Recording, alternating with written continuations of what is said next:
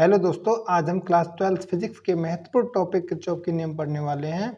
Video में देरी न करते हुए वीडियो को स्टार्ट करते हैं। किरचॉफ ने विद्युत प्रपथ संबंधी दो नियम दिए थे जिन्हें किरचॉफ के नियम कहते हैं। एक है प्रथम नियम जिसे इंग्लिश में किरचॉफ करंट लॉ कहते हैं, इसे शॉर्टकट में KCL भी कहते हैं। एक है द्वितीय नियम जिसे इंग्लिश में किरचॉफ वोल्टेज लॉ कहते हैं, इसे शॉर्टकट में KVL भी कहते हैं। आइए सबसे पहले पढ़ते हैं किरचॉफ का प्रथम नियम जिसे धारा का नियम भी कहते हैं और संधि का नियम भी कहते हैं। जैसा कि आप चित्र में देख रहे हैं, मैंने यहाँ पर एक संधि बना रखी है O। इस संधि पर बहुत सारी धारा आ रही हैं और बहुत सारी धाराएं जा रही हैं। आइए इस नियम को समझते हैं। इस नियम के अनुसार किसी भी वैद्युत प्रपथ में किसी भी संधि पर मिलने वाली समस्त धाराओं का बीजगणितीय योग शून्य होता है। कहने का मतलब सिग्मा I बराबर 0। जैसा कि आप चित्र में देख रहे हैं, हमारी I1, I2 और I5 धारा संधि पर जा रही हैं और I3 और I4 संधि से दूर जा रही हैं। संधि पर जाने वाली धाराओं को धनात्मक तथा संधि से दूर जाने वाली धाराओं को ऋणात्मक लिया जाता है। यानी कि संधि पर जो धाराएं आती हैं उन्हें धनात्मक तथा जो संधि से दूर जाते हैं उनको ऋणात्मक लिया जाता है। जैसा कि आप चित्र में देख पा रहे हैं, हमारी संधि पर धारा आ रही हैं I1, I2 और I5, तो इन्हें लेते हैं धनात्मक, और संधि से दूर जा रही हैं I3 और I4, इन्हें लेते हैं ऋणात्मक।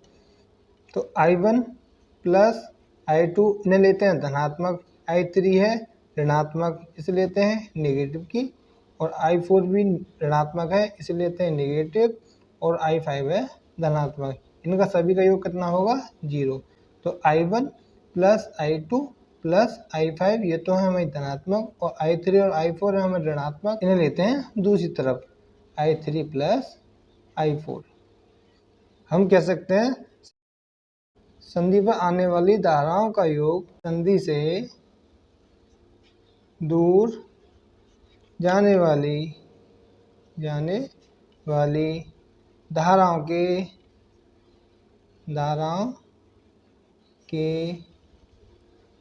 योग के बराबर होती है। किरचॉफ का प्रथम नियम आवेश संरक्षण सिद्धांत पर आधारित होता है। आइए इस पर आधारित कुछ न्यूमेरिकल समझ लेते हैं।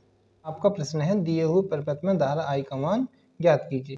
यहाँ पर I हमारी अज्ञात है, इसका मान हमें ज्ञात करना है KCL से, यानी किरचॉफ के धारा नियम से। हम क्या जानते हैं? सिग्मा I बराबर 0। जैसा कि आप चित्र में देख पा रहे हैं, 5 एम्पियर I और 2 एम्पियर और 1 एम्पियर ये संधि की ओर जा रही हैं, इसलिए इनको धनात्मक लेते हैं, और 3 एम्पियर और 2 एम्पियर संधि से दूर जा रही हैं, इसलिए इन्हें ऋणात्मक लेते हैं। तो 5A यानी 5 ampere plus I plus 2 ampere plus 1 ampere बराबर होगा 3 ampere plus 2 ampere. 5 ampere I और 2 एम्पियर 1 एम्पियर संधि की ओर जा रही हैं तथा 3 एम्पियर और 2 एम्पियर संधि से दूर जा रही हैं। ये कितना हुआ? 5, 2 7 और 1 8 एम्पियर प्लस I बराबर 5 एम्पियर। I का मान कितना आया? 5 एम्पियर माइनस 8 एम्पियर, यानी कि I का मान आया हमारा माइनस के 3 एम्पियर। हमारी जो अज्ञात धारा थी उसका मान कितना आया? हमारा माइनस के 3 एम्पियर। आज के लिए इतना ही, मिलते हैं अपनी नई वीडियो के साथ। तब तक के लिए जय हिंद, जय भारत।